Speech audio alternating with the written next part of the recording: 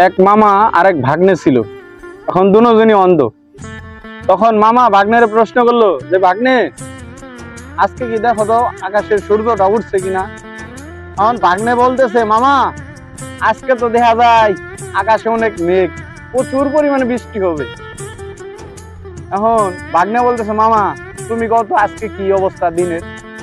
এখন মামা কইতেছে, শুন, আমার কাছে দিনের আলো একবার ফকফকা মনে হইতেছে আজকে মনে হয় সূর্য মাটিতে নামছে। এরকম আসলে গল্পের মাধ্যমে আমি বুঝাইতে চাইতেছি যে দেশের অবস্থা এখন এরকম হয়ে গেছে যে দেশের যে যারা পরিচালনা করে তারা অন্ধ হয়ে গেছে। মানে চোখ বন্ধ করে তারা দেখতেছে সব পরিষ্কার, সব ঝকঝকা, সূর্য মনে হয় মাটিতে নামছে।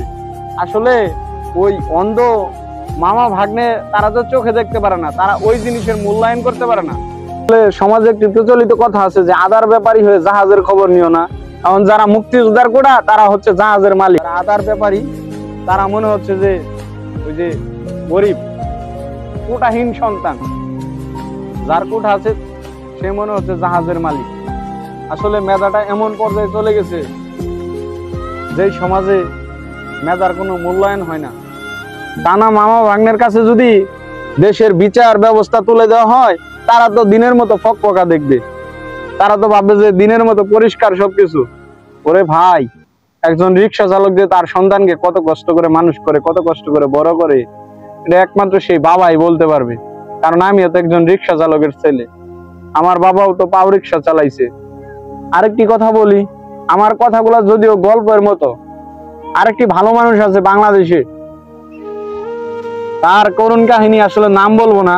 আমি হয়তো মুক্তিযোদ্ধার নাতিপুতি না, কারণ আমি একজন সাধারণ ছেলে। যদি এগুলা বলি তখন আমাকে বলা হবে রাজাকারের ছেলে, রাজাকারের সন্তান।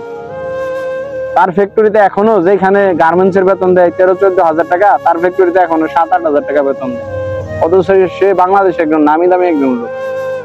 ভাই, গরিবের টাকা আত্মসাৎ করে, সাধারণ মানুষের টাকা আত্মসাৎ করে হয়তো তুমি বড় লোক হতে পারবে, হয়তো কোটি কোটি টাকা, মিলিয়ন মিলিয়ন টাকার মালিক হতে পারবে। ভাই, তুমি যখন মারা যাবে তখন মহান আল্লাহ তাআলাকে হিসাব দিতে হবে। সাধারণ মানুষ জীবিকার তাগিদে, কর্মের তাগিদে আজ তারা অসহায় হয়ে আপনার ফ্যাক্টরিতে কাজ করতেছে। ভাই, মহান আল্লাহ তাআলাকে বলি যেন আপনাকে হেদায়েত দান করে। দাড়ি টুপি বা ইসলামিক লেবাস ধরে থাকলে আপনাকে যে সবাই সালাম দিবে এমন না, প্রকাশ্যে না হোক আড়ালে ঠিকই আপনাকে ঘৃণা করে। ভালো মানুষ সাইজা মানুষের টাকা বা ইতিমের হক নষ্ট করেন না, বা এরকম কাজ করলে মহান আল্লাহ তাআলাকে হিসাব দিতে হবে।